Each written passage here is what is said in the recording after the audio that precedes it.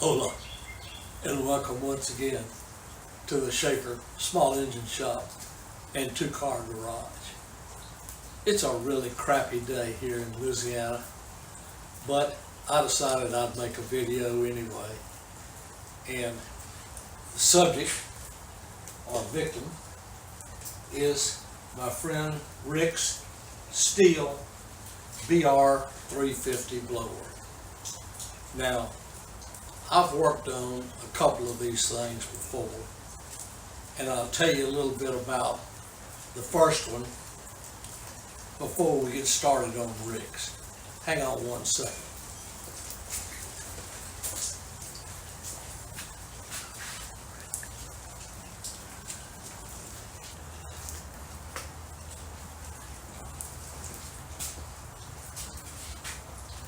The first one of these that came in the shop came to me in a box.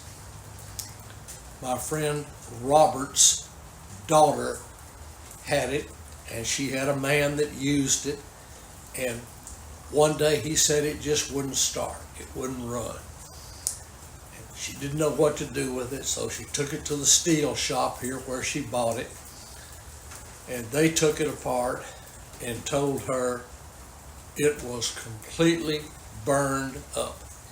It had been run with no oil in the gas, and it was ruined, and she needed just to buy a new blower. It was not worth fixing. At least it wasn't worth fixing in their shop. They'd have too much labor on it.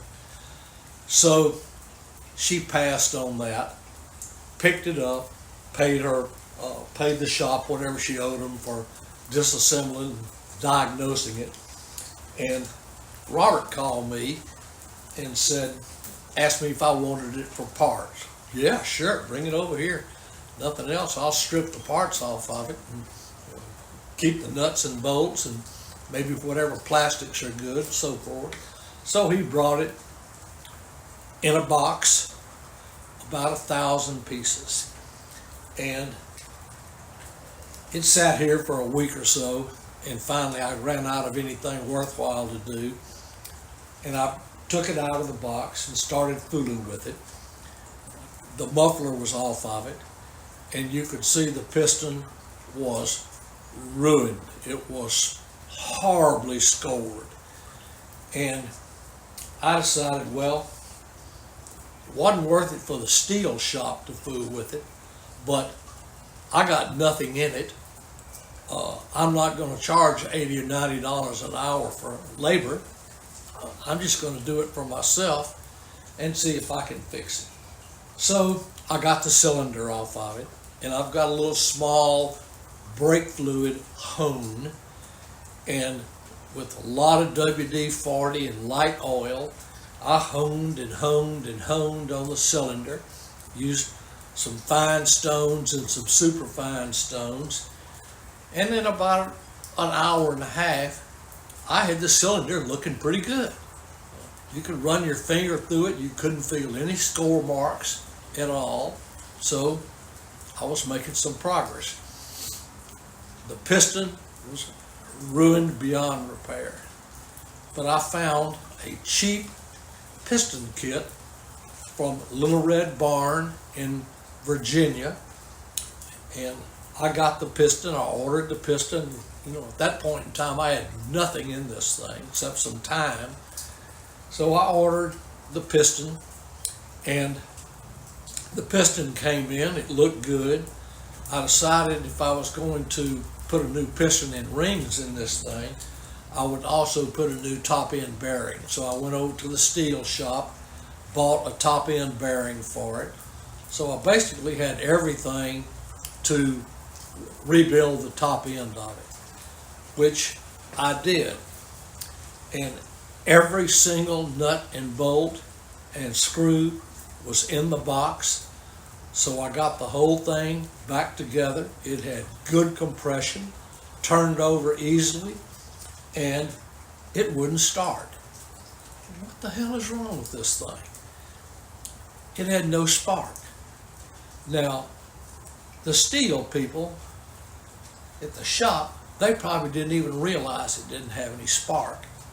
Because I didn't realize it had any spark. It didn't have any spark till I got it back together. So I ordered a new coil.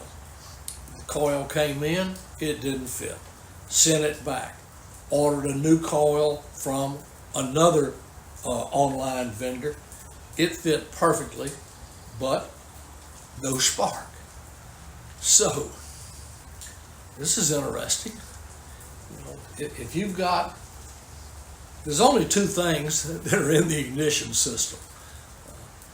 You've got a flywheel with magnets and the coil. And when the magnets pass that coil, they're supposed to generate spark. Of course, I disconnected the kill wire, so there wasn't anything that was going to interfere with it, but it wouldn't make spark. So at this point in time, I maybe had $75 in it, and I thought, well, I'm just going to buy a flywheel. And I bought a new flywheel. I've never replaced a flywheel ever. Bought a new flywheel, put it on, pow, fired right up. Unbelievable. Coil and the flywheel to get spark out of it. But it started up.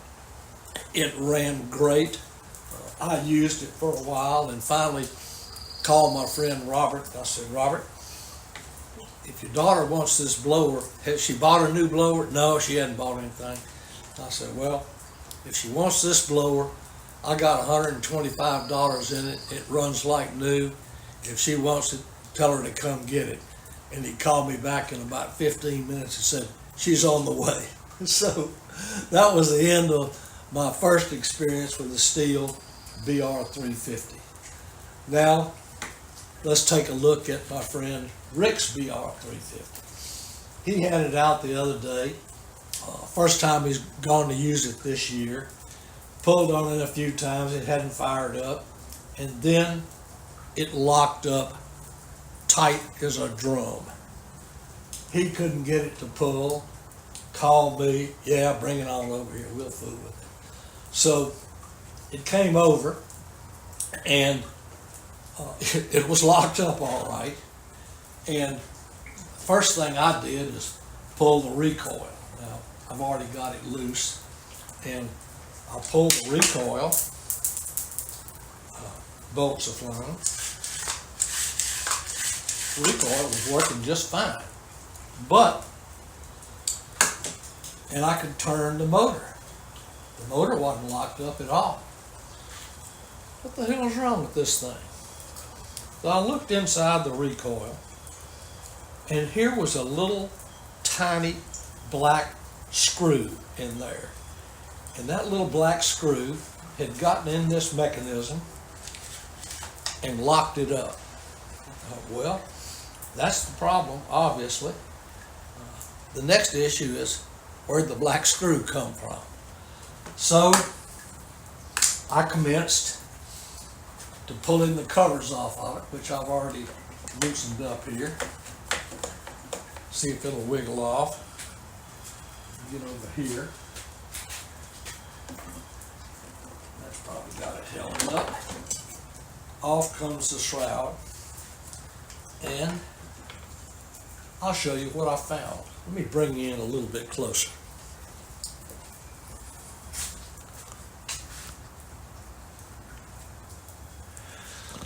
I looked all up inside this thing, and I couldn't see anything that was missing a screw. You got 4 here holding this side case on.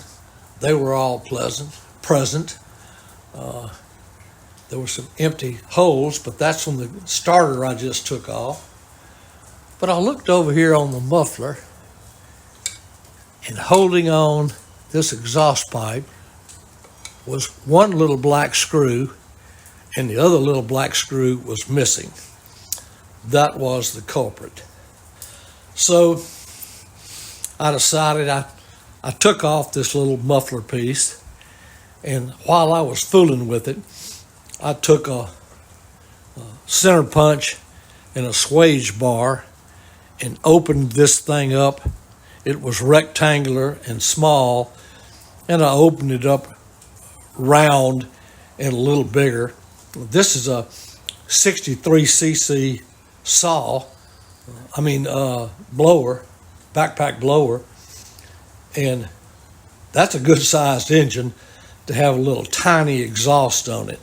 But I'm sure it's manufactured to meet all the EPA and carb specs in the world, which most of the human race is not remotely concerned with, only in California. So I opened it up, took Loctite, put the 2 screws back in, screwed them in tight, Loctited them in, put the thing back together, and primed it up here, and she fired up on the second pull and runs great, except it runs real lean. The spark plug is still in it, but the spark plug was white. And I decided this thing needs more gas at speed, because that spark plug should not be white like that. So I then proceeded to start fooling with the jets on it. And of course the jets have got these nice government mandated guards on them that keep you from fooling with the jets, because God forbid it might go out of EPA compliance for a while. So I took a little screwdriver and beat the snot out of this thing and got it off there where I could adjust that high-speed screw. And I've opened it up so far about a half a turn. The weather has been so crappy, I haven't really had a chance to use it. And I did start it running a little bit. I did not see any difference in the color of the spark plug, but it can't do anything but improve the high-speed running of it. Trying to get a nice light brown burn on that insulator tip, and hopefully we'll achieve that. But hey, it starts and runs, so so far so good.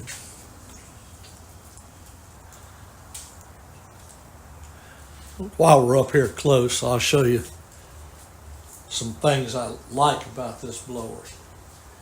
Number one, very easy to disassemble. The recoil, you don't even have to take the shroud off to get the recoil off of it. But it's got, if you got a T27 Torx, you can disassemble anything made by Stihl.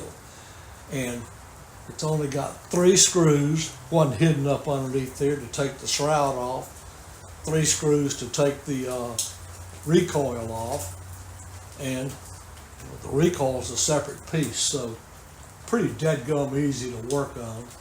Now it does have screws to get into the carburetor and the air filter over there, which can be somewhat of a nuisance, but it works okay. Now, what I don't like about it is, see if I can turn this around without knocking the camera off the stand. I'll just move the camera.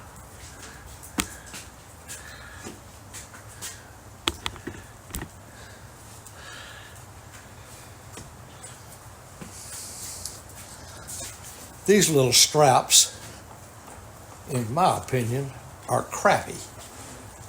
They're thin,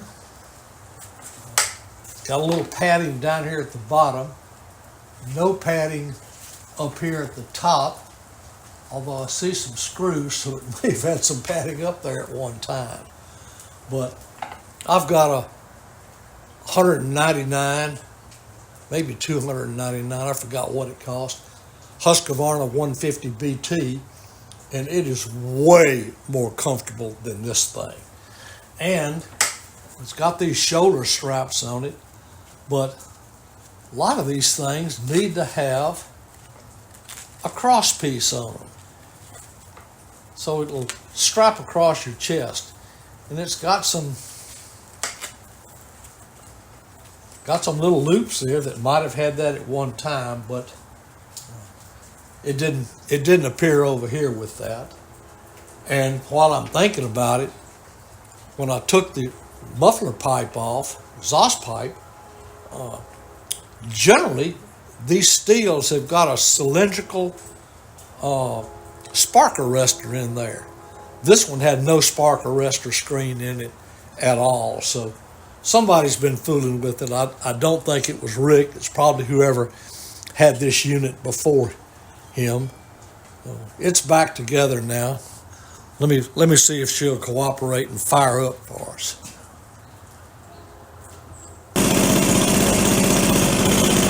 Well, she fired up on the third pull with a cold start. That's not too shabby.